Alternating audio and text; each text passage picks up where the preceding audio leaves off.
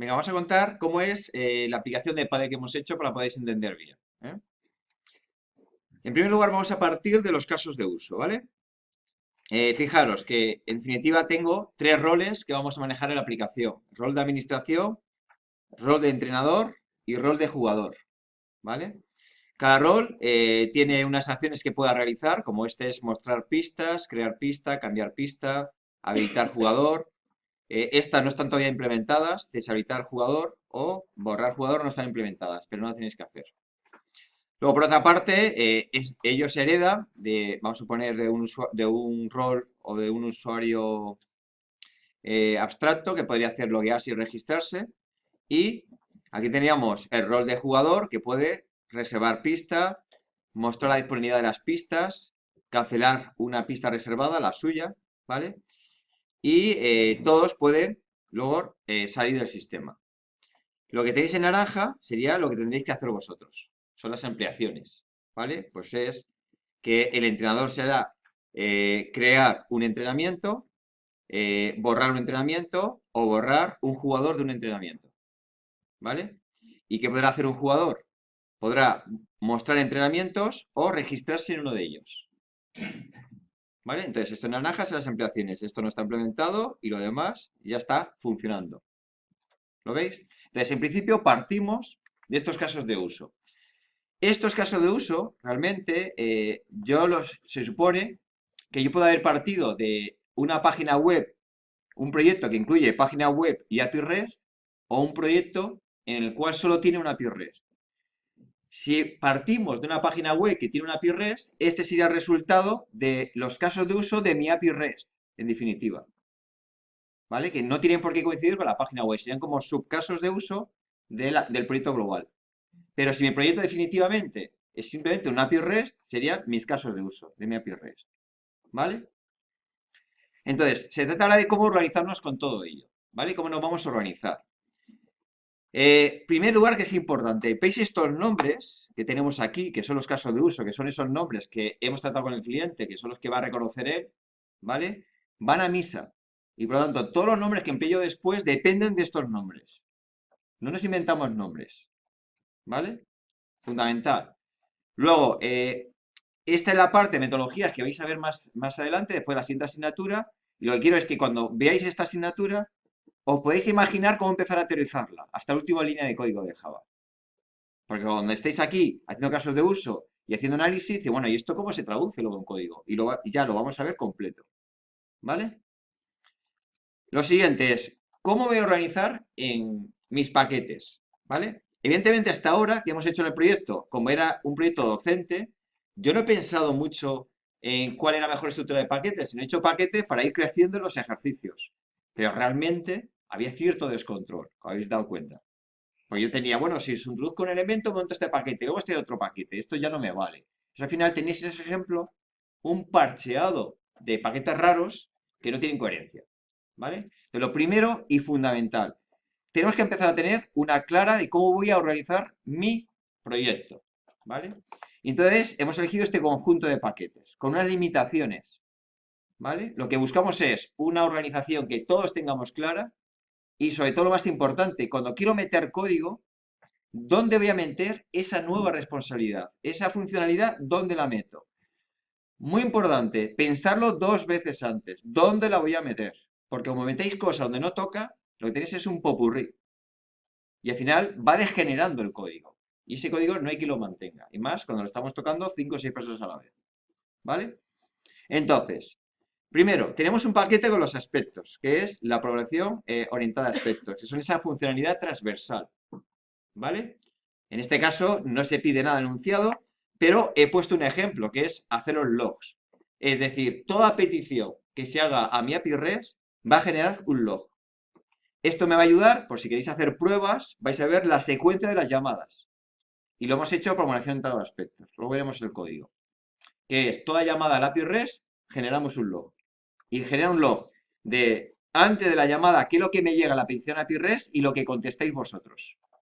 Como veis, fijaros, lo hemos puesto transversal, porque una vez que lo he hecho, me valdría para cualquier proyecto. Yo tendría los logs automatizados. ¿Y qué ha hecho? Me ha quitado ruido de mi clase Java. Es lo que llamamos una función transversal. ¿vale? Luego, hemos hecho un solo paquete de configuración de Spring. Porque como veis, la configuración no es tontería, se me puede ir de las manos. Un paquete donde meto todo dentro, ¿vale? Luego, lo he dividido por capas. Y vamos a tener tres grandes capas. La capa del API REST, la capa de controladores y la capa de la persistencia de los datos, que es esta de aquí, ¿vale? Entonces, la capa del API REST está en un paquete API, ¿vale? Como tiene menos de 20 clases, me parece aceptable. No he querido dividir más. Tiene 20 clases y demás. Va bien. ¿Cómo lo hemos organizado? Es por cada recurso una clase diferente. ¿Vale? Por cada recurso una clase diferente. Entonces así vamos a organizarnos dentro de este paquete de recursos.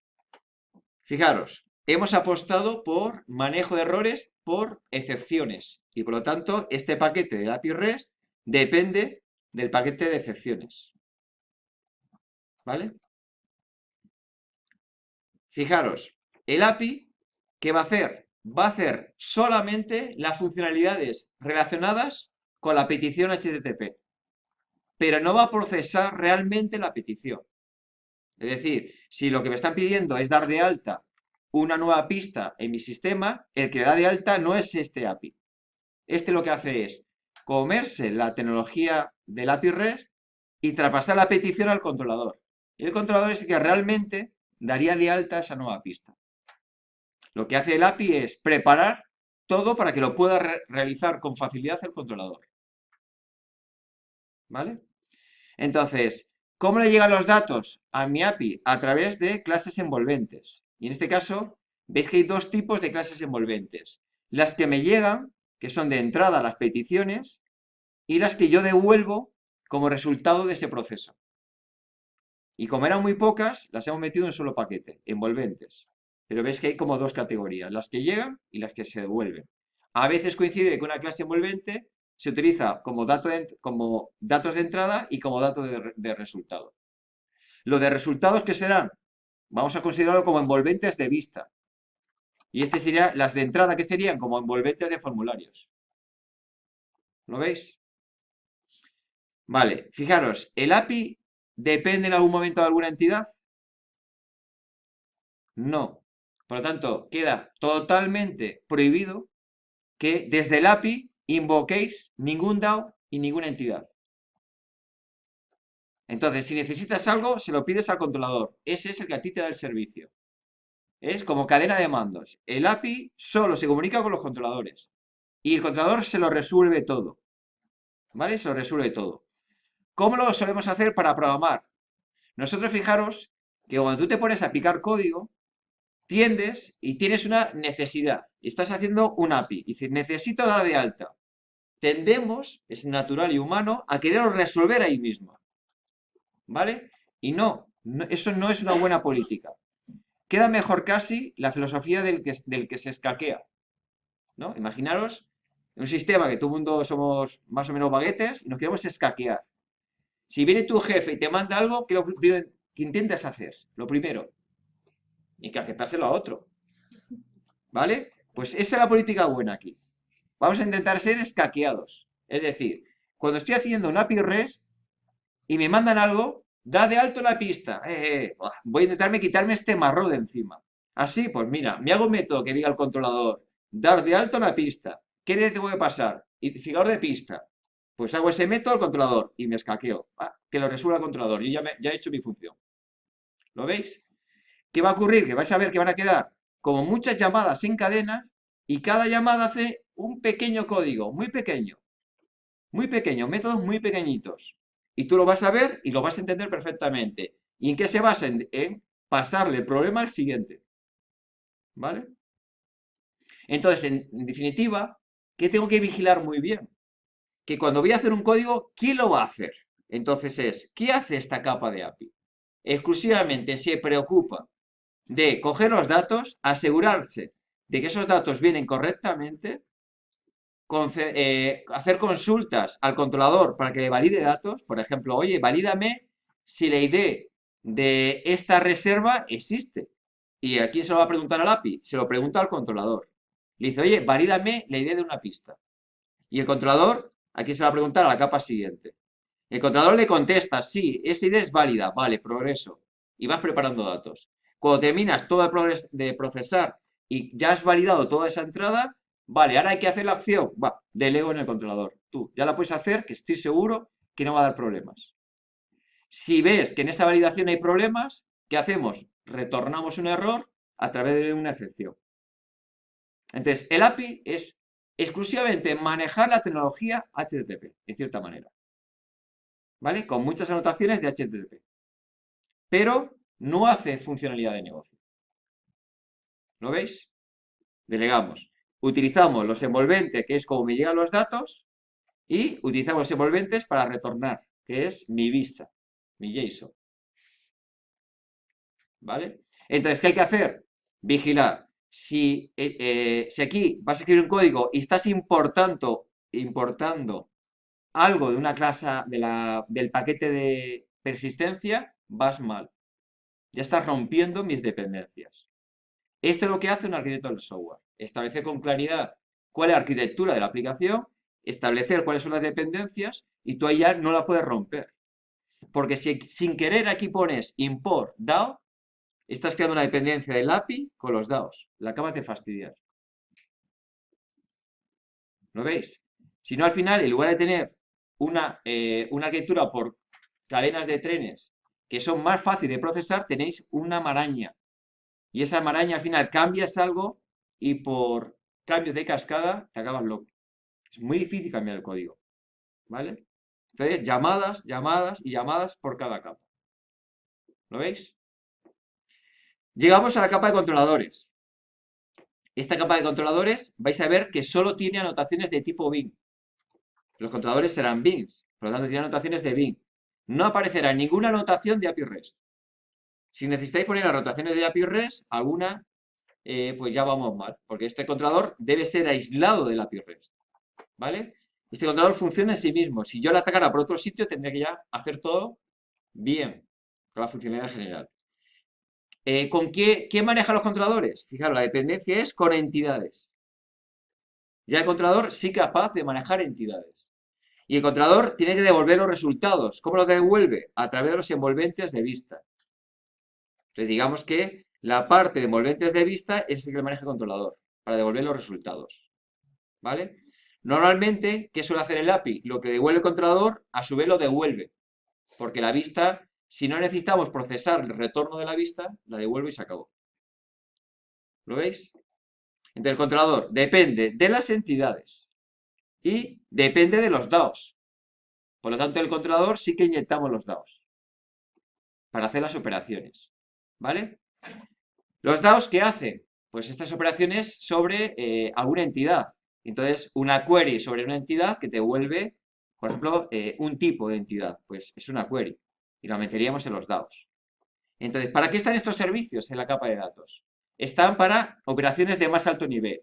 Por ejemplo, evidentemente vais a comprobar, lo primero, cuando queréis testear vuestro sistema, necesito poblar todo mi paddle con un ejemplo concreto, con reservas, con usuarios, con entrenamientos, para poblarlo todo y yo puedo hacer test controlados, a ver si todo va bien la evolución. Entonces, al final, tengo que meter un poblador, algo de alto nivel. ¿Dónde lo metemos? En este paquete de servicios. Son servicios de la capa de datos como de alto nivel. ¿Vale? Y estos son los DAOs, ya lo sabéis, son servicios de la capa de datos, pero como atacando o manejando un solo gestor. ¿Vale? ¿Qué me queda? Una ambigüedad. Imaginaros una consulta que maneja varias entidades. ¿Dónde la coloco? ¿En qué DAO la coloco? Aquí tengo un problema. Si yo manejo varias entidades y que hace una consulta que maneja varias entidades, ¿dónde coloco ese JPQL? Pues lo que se recomienda es colocarlo en el tipo devuelto. Es decir, yo no miro lo que consulto, miro lo que devuelvo. Entonces, si la query devuelve un tipo de una entidad, en el DAO de esa entidad es donde se coloca esa query. ¿La podríamos colocar en otros sitios? Sí, y funcionaría.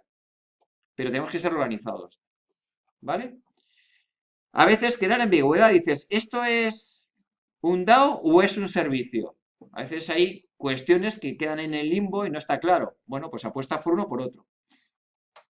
¿Vale? ¿Podríamos poner aquí en el controlador un DAO? Sí, a veces dices, voy a hacer una consulta y hay gente que la hace en el controlador. Busca todos, haces un think all y una vez que tienes todos, haces un filtrado. Bueno, lo podríamos hacer, pero eso es poco efectivo. Si hacemos una consulta, suele ser mucho más rápido hacerlo por JPQL que llevar todas al controlador y el controlador hacer una búsqueda por Java. ¿Lo veis? Dice, bueno, eso sería poco efectivo. ¿Vale? Y dices, ¿y esto lo llevarías al controlador? Imaginaros una consulta realizada en Java, porque no la sé hacer con JPQL o no se puede. ¿Estaría bien colocado en un controlador esa consulta? No. ¿Dónde lo colocaríamos? En los servicios. ¿Qué sería? La implementación de un DAO. Una implementación de DAO personalizada. ¿Os acordáis lo que era eso, no? Por eso a veces, ¿qué ocurre? Lo que sí es fácil de generar la arquitectura es porque colocáis los códigos donde no toca. Y al final tenéis una maraña. Si hacéis esto, se reutiliza peor.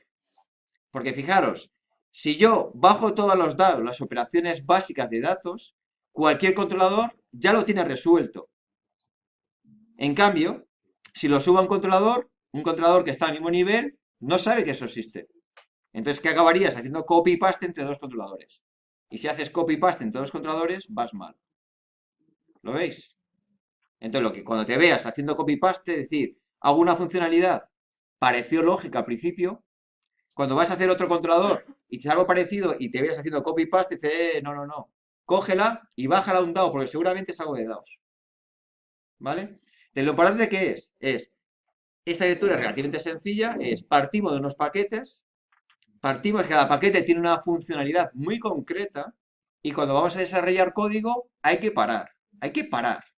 Es decir, ¿dónde lo coloco? ¿Vale?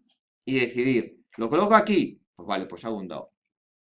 O lo coloco aquí, vale, pues hago un controlador. ¿Lo veis? Segunda gran ventaja. Yo voy haciendo el API REST. ¿Qué ocurre? Que tú preparas datos de entrada, a continuación llamarías a un método del controlador y por último devuelve lo que te vuelve al controlador. Vale. Esos métodos que van surgiendo, tú vas haciendo el API REST, lo vas desarrollando. ¿Qué ocurre? Que evidentemente puede ocurrir que el equipo que hace los controladores todavía no lo han hecho. Y yo a lo mejor necesito probar el API REST con mi página web para ver qué tal va, porque eso es lo primero que quiere ver el cliente. Una simulación de las páginas. Oye, pues mira, que hago una llamada, llama al API, retorna. Entonces, ¿qué ocurre? Que aquí, lo sé que es, si la voy haciendo para que el cliente vea el resultado y rápidamente me diga si va bien o va mal, lo hago los mocks. Entonces, esa función de controlador, normalmente, ¿qué voy a hacer? Mocks. Es, por ejemplo, dar de alto a un usuario. Dice, bueno, y me hago un mock que es, siempre devuelvo cierto, cualquier alta funciona. Pero si el usuario se llama Pepe, le voy a marginar. Ese digo que no funciona. Entonces tú cuando hagas las pruebas de la vista, sabes que si pones Pepe va a protestar. Pero ya puedo probar las vistas, ya puedo hacer un prototipo funcionando para que lo vea el cliente. ¿Vale? Entonces, el separar por capas tiene esa ventaja. Puedes paralizar muy bien los desarrollos y encima facilita la realización de mocks entre capas. ¿Vale? ¿Lo veis? Entonces es aspectos, funciones transversales. En este ejemplo no os pido nada, simplemente entender lo que vamos a hacer ahí. Configuración, método de configuración conjunta. Aquí, recursos, no proceséis, solo preparar datos de que vienen por la petición y solo manejar errores. Por eso depende de las excepciones. Cuando vas a procesar, delegas. Controladores, ¿qué hace? Ataca a los DAOs o a los servicios y manejan entidades. El API maneja los envolventes para recuperar los datos, se los inyecta al controlador. ¿Controlador por qué depende también de los envolventes? Porque los datos entre el API y los controladores es a través de envolventes. Retorna más envolventes. Y esos retornos son la vista. Controlador está aquí, ataca a servicios y a los DAOs. ¿Vale? Evidentemente es sencilla esta arquitectura porque también estamos en una aplicación pequeña. Acordaos del límite. no podríamos tener un paquete con 40 clases. Algo estás haciendo mal. Tendrías que dividir esto en paquetes, subpaquete, por secciones del API REST. ¿Vale? Por módulos, como quieras. Habría que dividir de alguna manera. Si mi envolventes fueran 200 envolventes, no puedo tener aquí 200 envolventes. ¿Qué haría? Dividir por tipos de envolventes. Envolventes de administración, envolventes de operación, envolventes de usuario, lo que quieras organizar. ¿Vale? Venga, vamos a ver un código ahora. Empezamos.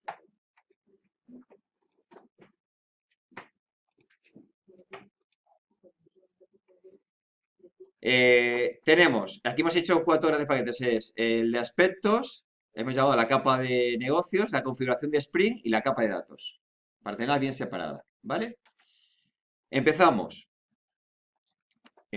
Aspecto, fijaros, que lo que hace, simplemente, tengo un fichero logs, que lo que hace es atacar a todos los recursos, a todo el API REST, y simplemente marca, y esto es para ayudaros vosotros a hacer testeos, marca un separador, es decir, cada petición empieza por un separador, ¿vale?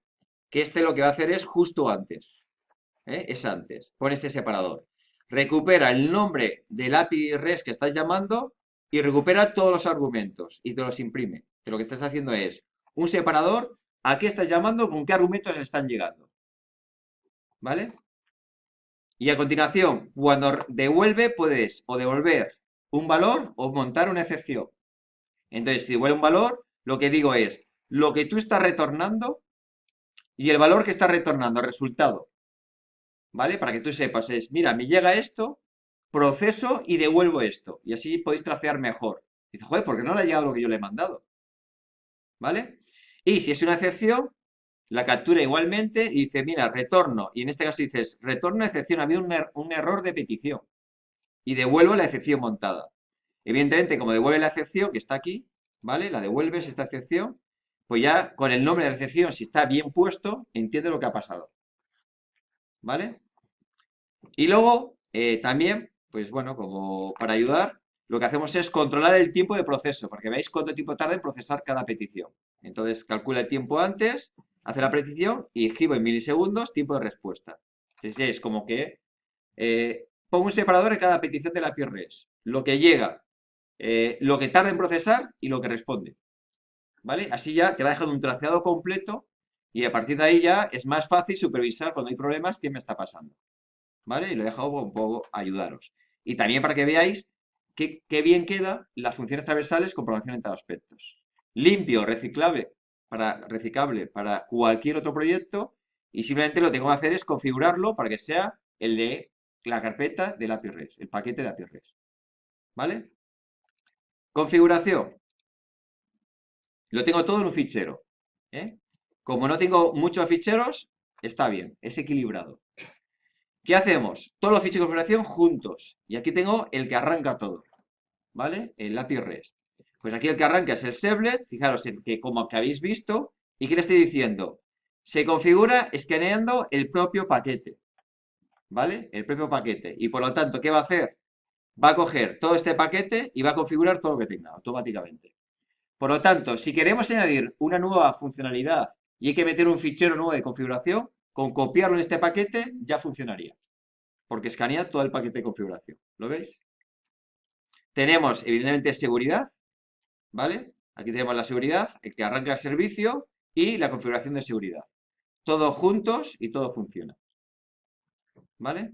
Fijaros que aquí, en este caso, lo único que estamos haciendo es escaneamos los distintos paquetes. Claro, aquí tienes que decir, escaneame los recursos API, los controladores, los DAOs y los servicios. Para que todo eso sean bins. ¿Vale? Porque yo tengo bins por 4 sitios. Por el API, por los controladores, por los DAOs y por los servicios. Eso es para que encuentre el Spring todos los bins. Por lo cuanto, no cambiéis nombre de paquetes. Y si lo cambiáis, venid aquí y refactorizar. ¿Vale? ¿Qué configuro exclusivamente? Dominio cruzado. Habilito el dominio cruzado para que podamos hacer luego pruebas. ¿Vale? Y el resto podéis supervisar. Las configuraciones, las estándares, las que hemos visto en clase, por ejemplo, persistencia. Pues dice presidencia, como siempre, ¿qué hago? ¿Dónde está el fichero de propiedades? ¿Dónde están los DAOs? ¿Y dónde están las entidades? No cambiar el nombre de paquete porque lo tengo todo así organizado. ¿Lo veis? Por lo demás, es lo de siempre. Entonces, aquí, si queréis hacer ahora un proyecto propio y reutilizar Paddle, es muy fácil. Cogéis Paddle, lo copiáis, cogéis, vaciáis todos los paquetes y ya tenéis el siguiente proyecto preparado. ¿Vale? Con esta filosofía. Evidentemente, si hacéis proyectos más grandes, habría que meter una arquitectura algo más compleja. ¿Eh? Tenemos ahora dos partes, negocio y datos. Los hemos separado para que sea más fácil de analizar. Negocio, ¿qué tenemos? El API REST, los controladores y los envolventes. ¿Vale? Y en datos, ¿qué vamos a manejar nosotros? Vamos a manejar los DAOs, las entidades y los servicios. ¿Vale? Vale, empezamos por negocio. API REST. Los APIs. ¿Qué manejamos? Pues todos mis recursos y las excepciones. ¿Vale? Por lo tanto, tengo aquí las excepciones, todas mis excepciones que manejamos en el Paddle. Si queréis crear nuevas excepciones, ya sabéis, copy-paste, creáis una nueva y la asociáis. ¿Vale? Son muy parecidas a las que hemos visto en clase. Y por otra parte, tengo aquí el manejador. ¿Vale? El manejador de excepciones. Fijaros que lo que hacemos aquí es, por cada error de vuelta, por ejemplo, mala petición, puede ser porque la cabecera está mal formada, porque el campo de usuario es inválido, porque la fecha es inválida. Que yo voy cogiendo un conjunto de excepciones asociado a una respuesta errónea de HTTP. Si quiero añadir más, es añadir aquí. Lo demás, siempre lo mismo. Fijáis, todo es muy igual. Este, por ejemplo, lo que hace, para lo está habilitado, es cuando hay un error interno, normalmente error interno te sale como HTTP como error interno. Entonces tú no lo ves. Desde el cliente no lo veríamos. Nosotros sí lo vamos a ver porque podríamos ir a la consola de servidor y ver lo que ha pasado. Entonces, muchas veces se puede habilitar este, que es, si ocurre cualquier excepción, ¿la veis? Cualquier excepción que yo no haya controlado antes, lo que hago es que monto el error de HTTP, error interno, pero eso sí, le paso el traceado. Lo que recupero es el traceado de esa excepción. Entonces es como que le mando el volcado. Normalmente esto no se hace. Porque por ahí pueden averiguar muchas cosas de tu servidor. ¿Vale? Entonces, pero en un caso de prueba tuyo, lo podemos hacer y yo, el cliente, podía ver qué es lo que está pasando. Por ejemplo, si hacemos hospedaje en Calamar y algo está fallando, digo, oye, lo habilito, lo subo a Calamar para que me envíe lo que está pasando en Calamar. Porque yo no voy a poder leer la consola de Calamar. ¿Lo veis? Pero en principio está comentado, porque en vuestro caso, en local, siempre podéis ver la consola de administración. ¿Vale? Entonces, el API, fijaros, voy a coger uno. Clases muy sencillas, muy tontitas. Lo que hace es, en este caso, esta administración, ¿qué hace? Pues nada más. Este lo que es, borra todo excepto administración. ¿Vale? ¿Lo veis? Y es porque cuando yo hago pruebas del API REST, me encuentro con el primer problema. Y es, vale, voy a poblar el API REST. ¿Qué onda? El API REST lo he desplegado, tendré que poblarlo para empezar a atacar. Y dice, ¿y cómo lo voy a atacar? ¿Cómo lo voy a poblar? Entonces yo lo que haría es colocar aquí un método que sea poblar base de datos. Metes un recurso, eso sí, ¿protegidos para quién? Para administradores, porque si no la vas a fastidiar, ¿vale? Entonces aquí yo se lo he puesto uno que es borrar toda la base de datos, porque claro, una vez que la has poblado, si la modificas demasiado, el siguiente test está mal, entonces lo que haríamos es despoblar y volver a poblar. ¿Lo veis? Para facilitar. Y todo esto para hacer los tests desde fuera, ¿eh? Evidentemente, esto siempre asegurado con servidor, con rol de servidor, digo de administración, perdón. Vale. ¿Os acordáis que abríamos una rama para hacer un release? ¿Os acordáis? Todas estas funcionalidades, ¿qué haríais en ese release? Las eliminaríamos. Yo no voy a hacer un despliegue con recursos de administración. Y eso es lo que voy a desplegar por ahí. Pues entonces, estás dejando una puerta curiosa de poder hacer cosas de fuera. Entonces, muchas veces en el propio release, cuando creamos el release, ¿qué hacemos? Eliminamos código que nos interesa que se despliegue. Lo hacemos en el release, ¿para qué? Para que la rama principal lo siga teniendo. Entonces, el release es, bueno, elimino código, lo preparo esa liberación de código. Hay muchas cosas que hacer a veces. ¿Vale? Entonces ya tengo este y este fijaros que es un recurso como fuera del entorno, que lo que hago es preparar, aunque solo sea para hacer test. Son como funcionalidades colaterales o transversales, ¿vale? Pero no tiene que ver con mis casos de uso. Luego, voy al API. Voy a empezar el primero. Por ejemplo, el usuario. Recurso usuario. Fijaros. Lo mapeo y empiezo a ver, ¿qué necesito? Pues no me complico la vida. Recursos de usuario, pues el controlador usuario. No empezamos a inventarnos 20 nombres de lo mismo. Lo que hacemos es poner un sufijo para que ya me aclare. Es el recurso, es el controlador, es no sé qué. Entonces ya todos sabemos de quién estamos hablando. ¿De quién va a tirar este recurso? Del controlador. Puede tirar de uno o de varios, depende de lo que necesitemos. Pero aquí tira solamente de uno.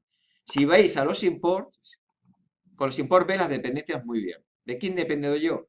Pues de Spring, de excepciones, de los envolventes, de un envolvente concreto y de este. Y aquí veo mis dependencias. Si aquí ves un DAO, mal estás. ¿Vale? Vigilar de vez en cuando el código. Entonces dice, vale, método. Fijaros, quiero registrar un nuevo usuario. ¿Cómo lo llamo? No os compliquéis la vida. Cogerlo de aquí. ¿Cómo lo habéis llamado aquí? Por ejemplo. Pues tendrás un nombre que te habrán pasado, que es el que el cliente entiende. Pues como el cliente sabe hablar de este idioma, cuando yo voy a mi código Java, hablo el mismo idioma. Entonces, le pongo lo mismo. ¿Lo veis? Y así, dice, pero ¿este qué caso de uso es? Con los propios nombres lo deduces. Ah, este es el caso de uso de registrar. ¿Lo veis? Vale, entonces empiezo, vale, pues me vienen los datos.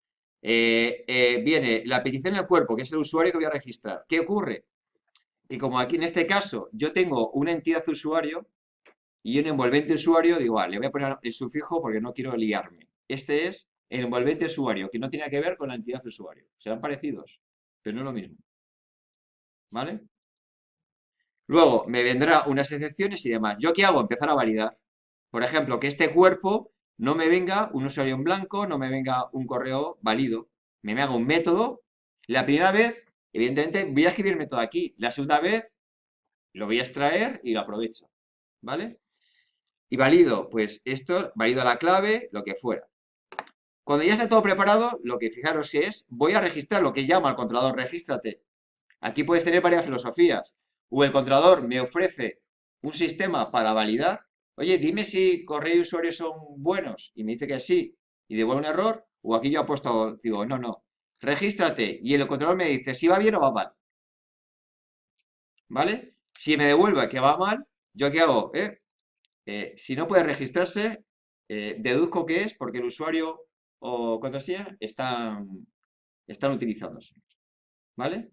Y si va bien, pues se acabó. No devuelvo nada y se acabó el proceso. ¿Veis lo sencillo que es mi recurso? Y dice, joder, no hago nada, pero vais a ver que el de Paddle, sin hacer nada, lo vamos a resolver prácticamente. Y esto es sensación de no hacer nada. ¿Vale? Eso es lo que llama la patata caliente. Delega todo lo que puedas. Intenta escaquearte. Porque como aquí te metas a hacer código, acabas con una maraña lo que tienes. Y no lo vas a reciclar luego ese código. ¿Vale? Evidentemente, dices, a ver, imaginaros una página web. Lo normal es que cuando tú escribas el usuario, te pongan un checkbox a la derecha si vas bien o vas mal, si ya está en la base de datos o no está, lo habéis visto, ¿no? Normalmente. Joder, esto queda mucho más moderno. Vale, pues entonces, ¿qué haríamos? Un recurso aquí para decir validar usuario. Otro recurso que sería validar correo. ¿Y tú de qué tirarías? De una funcionalidad del controlador que te diga, controlador, validar usuario, pero no se te ocurra acceder al lado. Vas como delegando, ¿lo veis? Y va creciendo poco a poco, recursos sencillos, algoritmos sencillos. Entonces ya haces esos dos nuevos recursos y ya habilitas que la página web puedas hacer ese online de escribo, mientras estoy escribiendo, va mal, va mal, va mal, vas bien. Ah, me paro. ¿Lo veis? Es una funcionalidad mejor, ¿vale? Pues yo no hemos hecho esa, hemos hecho la otra. Directamente valido todo. ¿Lo veis? Vale. Seguimos el API.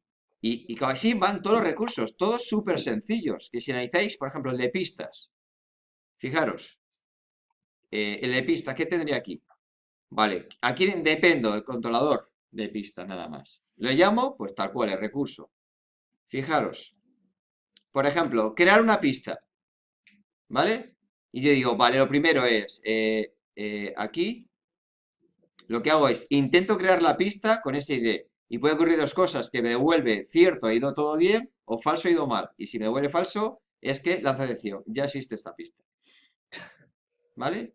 Como recursos muy sencillos. Este otro, cambiar, por ejemplo, el estado de una pista. ¿Vale? Cambiar el estado de una pista. Esto es que una pista puede estar habilitada o deshabilitada, ¿no? Pues a lo mejor la vas a reformar, la deshabilito para que nadie la pueda reservar, ¿vale? Entonces, ¿cómo se llamaba el caso de uso? Fijaros, el caso de uso es aquí, cambiar pista, ¿vale? Que puede ser habilitarla o deshabilitarla, ¿vale? Pero ¿qué ocurre? Que en mi caso, yo aquí he apostado que para habilitar una pista, lo que hago es un método post y deshabilitarla un método delete. ¿Lo veis? Entonces le pongo cambiar pista, que es mi caso de uso, y en este caso es activación a cierto. Y este es cambiar pista, activación a falso. ¿Lo veis? Y en este caso es, ¿qué tiro yo? Pues cuando se valida esta pista, fijaros, aquí la cambio con idea cierto y aquí la cambio con idea falso. Pero si yo cambio el planteamiento y en lugar de tener dos recursos apuesto por otra filosofía, mi pregunta es, ¿le va a afectar al controlador? No, porque el controlador siempre tiene una funcionalidad, ID con cierto falso. Y puedo apostar por esto o por un solo recurso que me pasa su valor booleano. Por lo tanto, ¿qué intentamos? También con las capas, aislar las modificaciones de una capa a otra capa. Es decir, que cambiar esta filosofía no le afecta al controlador. Ahí tengo un mantenimiento mucho mejor o una ampliación mucho mejor. Cuanto más cortafuegos tengas, menos dañino se le hacen las mejoras. ¿Vale? Y el otro tema es mostrar pistas. Fijaros, mostrar pistas. No hay datos en ningún sitio. Directamente usa el controlador, mostrar pista. Y lo que me devuelve, lo devuelvo. ¿Lo veis? Entonces dice, joder, qué tonto es este API REST, ¿no?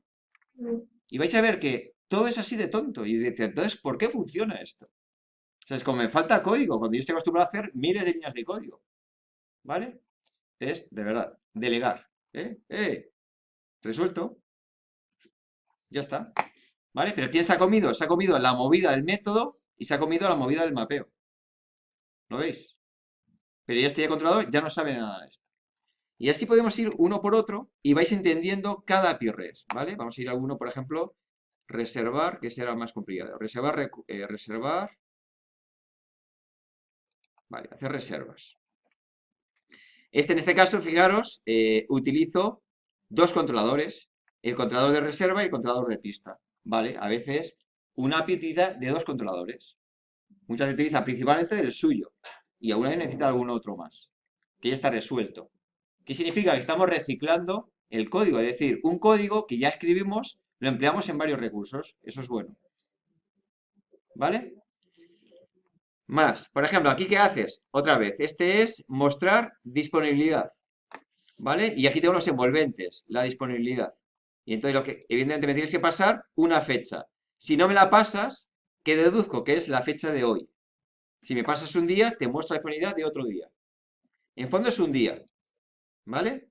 Y es la disponibilidad de un día concreto, al que tú me digas. Si no me dices nada, del día de hoy. Entonces yo, fijar, lo que hago es, obtengo el día de hoy, que es este de aquí, ¿no? Calendar get distancia, es el día de hoy.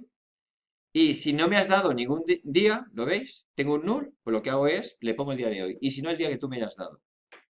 Dos, preparo. Como quiero la disponibilidad de un día, no quiero cosas raras. No quiero horas, no quiero minutos, no quiero segundos, no quiero milisegundos. Lo pongo todo a cero, lo preparo.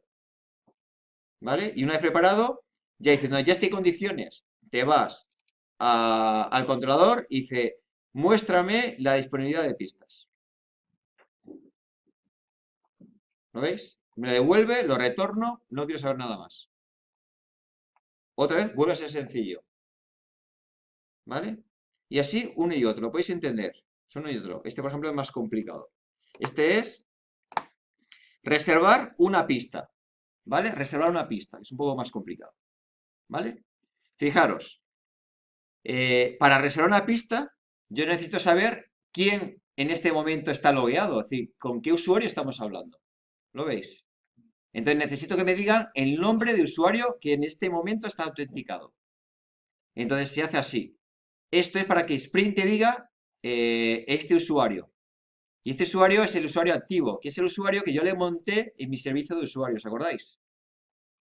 Ese usuario que tiene un nombre, clave y si está habilitado, si está bloqueado. Es el usuario de Sprint, no el mío. Este es el de Sprint. Cuidado que este es el de Sprint, este usuario, ¿eh? ¿Vale? Entonces le digo que me lo inyecte. Yo así ya tengo el usuario que en este momento está autenticado. Y esta anotación, bueno, no la hemos visto, pero ya la sabéis. Es para que Spring me inyecte el usuario autenticado. ¿Vale? A continuación, ¿qué me viene en el cuerpo? Una reserva. Y por lo tanto, aquí me va a venir la hora que yo quiero reservar, ¿no? Hora disponible, lo que fuera. ¿Vale? Y yo puedo provocar. Primero, ¿qué hago? Voy a comprobar si de esta que me viene esta petición, recupero la pista que quieren reservar y voy a comprobar si existe esta pista. Entonces le llamo al controlador de pistas y le digo, oye, ¿existe esta pista? ¿Lo veis? Y él me dirá si existe o no existe. Si no existe, excepción. Y le digo la pista que estoy intentando reservar. Y dice, yo lo entiendo. ¿Vale? La llamada está mal y no sé por qué. ¿Lo veis? Siguiente. Vale, ya he validado esto. Entonces preparo el tiempo. Como solo se puede permitir reservar horas, no me interesa ni minuto, ni segundo, ni milisegundos. A cero. Voy a reservarlo a las 2, a las 3 horas en punto. Es algo sencillo. ¿Vale? Lo preparo. Una vez preparado, dices, vale, ahora valídame el tiempo. Me llamo al controlador y digo, oye, valídame si el tiempo es correcto. ¿Por qué? Porque a ver si vas a estar intentando reservar algo que ya está reservado. Si estás intentando reservar algo que ya está reservado, no sería correcto. ¿A quién se lo pido? Al controlador. ¿Vale? Y si todo va bien, digo, vale, pues ahora valida fecha. Que es que no sea una fecha anterior. No vas a intentar reservarlo de ayer, no tiene sentido. Que sea una fecha que yo calculo que, bueno, pues si estamos a las 2:30, te dejo reservar a partir de las 3. O mejor, te dejo reservar para las 2. Tú verás si me pagas y pierdes media hora, es tu problema. ¿Vale? Válido fechas. Y ya, por último, ¿qué hago? Vale. Por último, lo que hago es directamente resérvame la pista. Y aquí se lo dices al controlador. ¿Vale? Entonces, reserva la pista, le doy el identificador de pista, la fecha y el usuario que quiere reservar. Estamos 3 parámetros en los límites. En los límites. En los límites. ¿Vale? ¿Lo veis? Y veis, este algoritmo ya no es tan tonto. Hay cosas que tener en cuenta. Pero fijaros que, ¿de qué me he quitado? De la problemática de reservar, que no es ninguna tontería, ¿eh? Pero me concentro en la problemática de validar. ¿Lo veis? Y así uno tras otro. Y vais a ver que cuando repaséis los recursos, ahora ya que entendéis las anotaciones, vais a entender de qué va todo esto. ¿Vale? ¿Qué me queda? Entender el tema de los usuarios. De los usuarios. Fijaros, aquí tengo el recurso token. Este recurso, evidentemente, este es para hacer un logueo. El recurso token es donde yo hago el logueo y lo que digo es, vale, lo que hago es, si llegas hasta aquí, significa que yo voy a autenticar esto, aquí solo podrán llegar los usuarios autenticados. Solamente los usuarios autenticados. ¿Vale? Además, autenticado por usuario y contraseña. Si alguien me llega con un token, no puede volver a loguearse con un token. Es decir, tú no puedes llegar con un token y loguearte, no tiene sentido. Si vienes con un token, ya estás logueado. Porque yo lo que hago es, te logueas con usuario y contraseña y yo te devuelvo un token. Luego, con un token puedes hacer operaciones. Pero con un token no me puedo volver a loguear. Eso no tiene sentido. ¿Vale? Y ahora, con usuario y contraseña no puedes hacer operaciones sobre mi sistema. Solo se puede hacer operaciones con un token. Este matiz, ¿no? Entonces aquí lo que hago es que solo llegaría aquí si el usuario viene con usuario y contraseña. Y yo lo que hago es, vale, recupero el usuario y le digo, llamo al controlador y le digo, loguea y le paso el nombre de usuario y que se loguee. Y me devuelve un envolvente de un token, que es lo que le mando al cliente, que es el valor del token, para que lo pueda utilizar en la siguiente petición. ¿Lo veis? Y dice, joder, qué clases más tontas. Entonces, no, déjalo, déjalo. Ya verás tú cuando hagáis 4 modificaciones cómo esto va creciendo a toda velocidad. ¿Eh? ¿Vale? Pero al menos lo tenemos organizado. ¿Lo veis? Vale. Para entender bien esto me queda, entonces, ¿cómo has hecho la seguridad? Pues vamos a volver a la seguridad, configuración. Y vamos a la configuración de seguridad, Fijaros, digo, vale. Por defecto, al recurso toque solo pueden estar los autenticados. ¿Vale? Autenticados. ¿Lo veis? Y al recurso de pistas solo pueden atacar los recursos de admin. ¿Lo veis?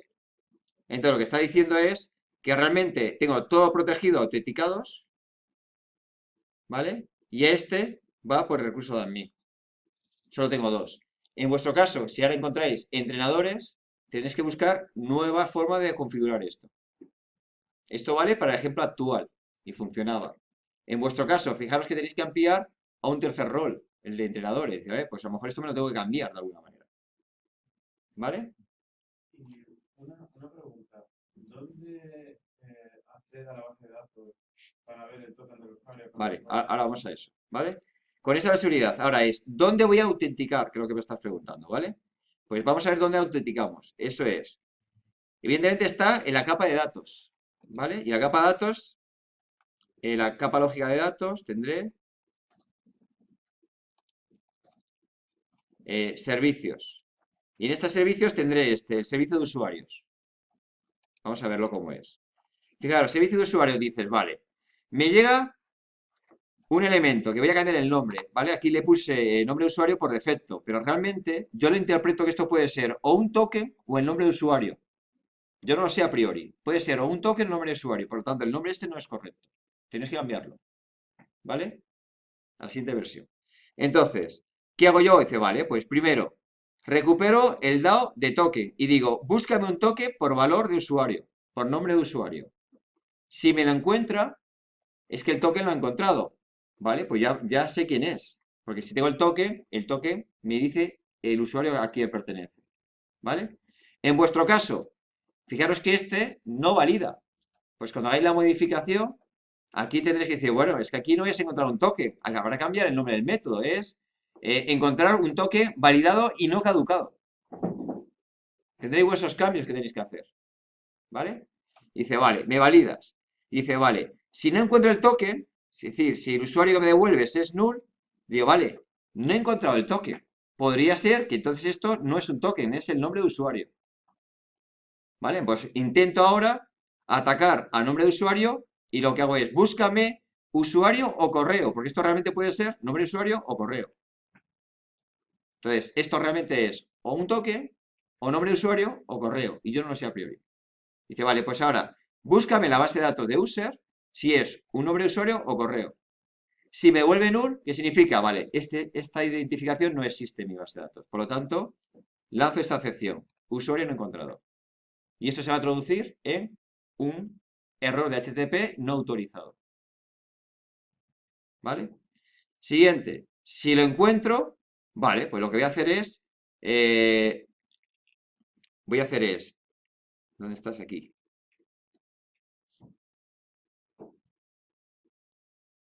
Vale. Si lo encuentro, ¿qué acabo de encontrar? Nombre de usuario y contraseña. ¿Yo qué voy a hacer? Devuelvo el rol de autenticado. Este rol de autenticado, ¿vale? Es para indicarle que se ha autenticado el usuario con usuario y contraseña. Y este rol solo vale para esta funcionalidad. ¿Vale? En cambio, si me viene, que es este caso, ¿no? Este else, si encontró el token originalmente, si encontró el token aquí, lo que hago es recupero de la base de datos, que es del Authorization DAO, recupérame todos los roles de este usuario. ¿Vale? Depende cómo vaya, es o un rol concreto o todos los roles de un usuario, porque si vienes con un token, ¿de qué es? ¿De administración? ¿De jugador? ¿De qué es? ¿Lo veis? Entonces recupero la base de datos y lo que hago es montar el usuario para Spring. ¿vale? Para Spring, ¿vale? Evidentemente, cuando es un token, yo no tengo claves, por eso hago esto. Encripto un blanco, porque se supone que cuando me mandas un token en la cabecera, en Basic Auth, la clave la dejas en blanco. Y yo lo que hago es codificar el blanco como encriptarlo para que con la comparación de Spring siempre salga lo mismo. No utilizo claves. ¿Lo veis? Porque el token en sí es una clave. Porque sabéis que aquí lo hacemos por SHA 256, con lo cual te puedes inventar token al azar, es imposible que aciertes al azar. Bueno, no es imposible, pero muy improbable, ¿vale? Hay tal cantidad de toques posibles y yo tengo 10, 12 en mi base de datos que aciertas en un azar es casi tan posible que montas una clave al azar y la aciertes. ¿Lo veis? Entonces, como no utilizo claves, por eso pongo la clave y la encripto en blanco.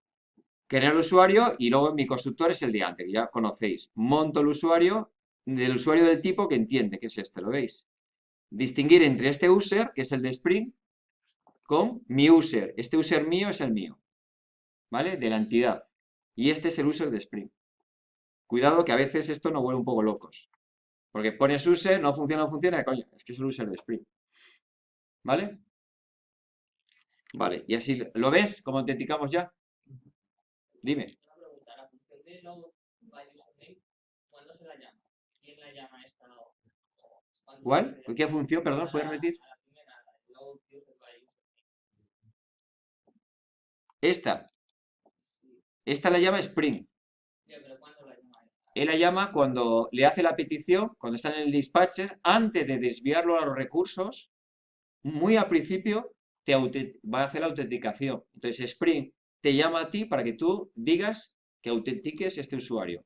Tú le devuelves el control a Spring y Spring sigue funcionando.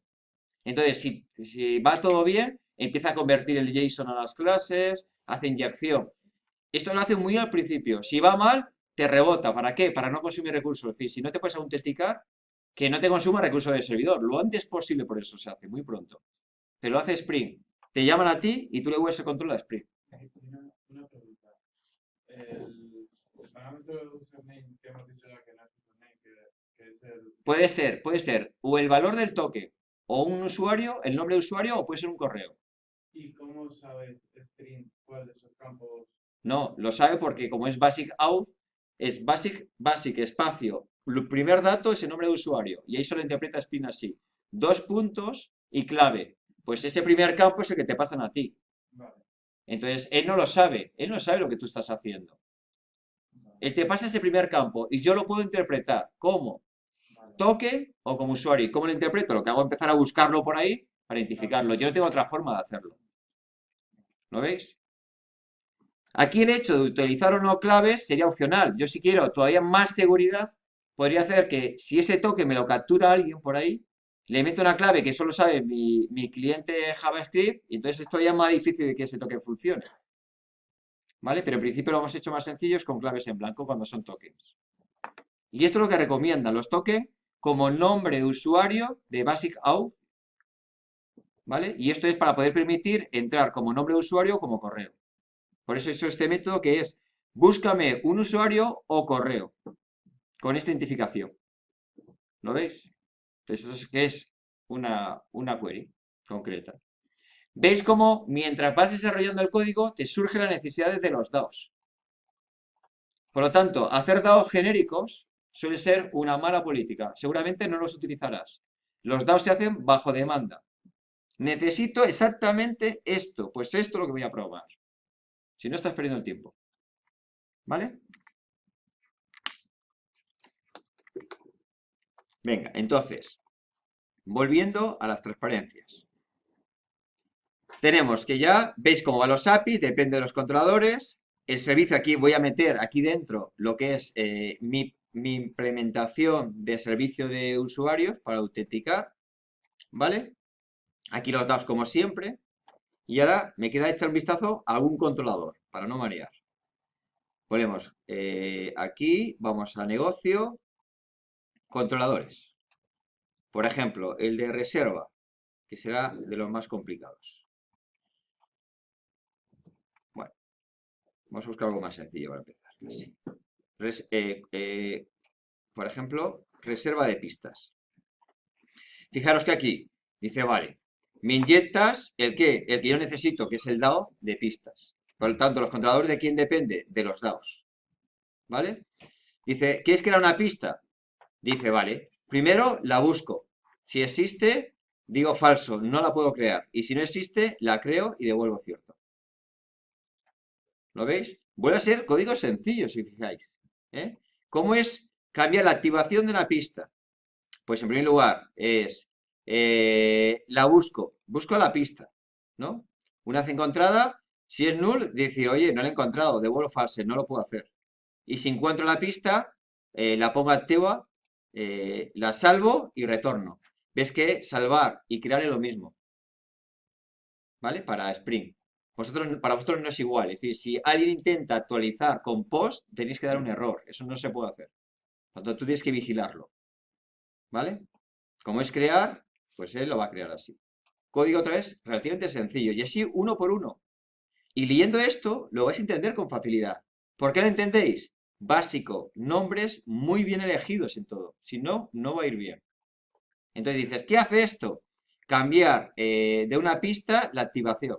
Vale, pues lo entiendo. Y entonces puede ser, vale, ¿qué es este? Pues vale, pues el DAO de pista. Y lo ves y, joder, lo entiendo. Este código es difícil equivocarse. Entonces vais a ver que muchos pequeños códigos sencillos hacen una función que no es tan trivial. Y ahora os invito, si queréis probarlo, es intentar hacer esto enmarañado. Te vuelves loco, es imposible. ¿Vale? Y por ejemplo, la otra que era más complicada, vamos a reserva al controlador de reservas. Vale, bueno, aquí he puesto como constante de 9 a 23 las reservas permitidas. Aquí fijaros que utilizo 3 DAOs, el de reserva, el de pista y el de usuarios. ¿Vale? Y aquí, bueno, pues este ya empieza a ser un código más potente, que es mostrar la disponibilidad de una pista, dado un día concreto. ¿Vale? Entonces, digo, vale, en este caso, evidentemente, si es un día concreto, ¿yo a qué juego? Pues cojo, si es un día concreto, cojo ese día a las 00 horas y ese día a las 23 horas. Y ese margen es el que voy a buscar, una query para buscar entre dos fechas. Te fijas, lo que hago es, duplico el día y lo que hago es, ¿vale? En este caso, a ver, recuerdo esto. No, suma un día del mes. Le sumo un día es porque pongo el día a lo mejor a las 0 horas y le sumo un día para que sea el día siguiente a las 24 horas. Es decir, para que sean 24 horas. Es un día del mes, no un mes. ¿Vale? Le suma un día del mes y así tengo 24 horas entre uno y otro. Entonces, entre esto, me preparo el envolvente, ¿lo veis? Preparo el envolvente. Lo que hago es comprobar la hora inicial. Ah, se me ha escapado. Tenía aquí como la constante, pero cuando refactoricé no lo cambié, ¿vale? Cada vez que veas un fallito, pues se va refactorizando y mejorando el código. Es cada vez que lo tocas porque lo mejora, lo vas a cambiar, cada fallito que veáis, lo cambiáis, ¿eh? Esto para mí me despisté. Lo puse a priori, funcionó, luego lo mejoré y se me olvidó actualizarlo. Pero si tú lo ves en tu proyecto, no queda claro, ¿no? ¿Qué es esto? No, lo actualiza como constante, ¿vale? Lo vais actualizando. Y aquí estableces, dice, venga, vale, pues miro que son las 9 y demás. Empiezo. Y aquí controla 23. También se me volvió a escapar. ¿Lo veis? Entonces, controlas que esté la hora. ¿De qué vas tirando? Fijaros, vamos tirando de pequeñas queries que he hecho más tarde. Es decir, yo voy haciendo mi algoritmo más complicado y aquí ¿qué me interesa? Dame las reservas entre dos fechas. ¿Lo ves? Dame la reserva entre dos fechas. Y es entre esto, el principio del día y el final del día. ¿Vale? Y me da las reservas entre dos fechas. Luego lo que hago es, como es disponibilidad, es creo todas las posibles reservas de un día. Le quito las que ya están reservadas. ¿Vale? Entonces lo que estoy haciendo esto es, dame las reservas hechas. Aquí lo que hago es montar todas las posibles reservas. Aquí recupero las reservas hechas y lo que hago es restar. ¿Vale? Voy quitando las posibles reservas y monto la disponibilidad. ¿Vale? Eso sí, cuando entendéis cosas de estas, delega. Delega, que lo haga el DAO esto. Porque esto ya, si no, para mí es una complejidad. Que lo haga el DAO. Todo lo que puede hacer el DAO, mejor. ¿Lo veis? Y va delegando. Entonces esto es todas las posibles reservas. Las que ya están hechas y hago una resta. Y monto este. ¿Veis que también lo que hace el controlador es acceder a las entidades? Tengo un conjunto de entidades y monto los envolventes, que es mi vista. Y lo va montando. Pam, pam, pam, pam. Lo monta y lo retorna a la API REST. Entonces la API REST no monta cosas, lo monta el controlador. ¿Vale? Y así vamos haciendo uno tras otro. ¿Lo veis? Una hora adecuada es si estamos entre dos fechas. Entre 2 horas. ¿Vale? Por ejemplo, para ver este, de aquí. Ahí, lo tengo. Entonces, vamos a Java, seguimos con datos. Vamos a los DAOs y, por ejemplo, vamos a buscar ese. Ese era de reserva. Era buscar entre dos fechas. Mira, este busca entre dos fechas. Fin by, bueno, directamente con nombres. ¿Vale? No hace falta ni JBQL. ¿Vale? Entonces, es verdad que cuando va a fechas, sí que es verdad que la gente que está acostumbrada a hacer las consultas, estas cosas te las sabe rápidos. ¿Lo veis? Todo muy sencillo. Si es que analizáis la clase por separado, tienes algún algoritmo un pelín más complicado en el controlador. El resto son como muy tontos. Pero como mezcléis, va a ser intocable. Pero vais a dar cuenta de una cosa.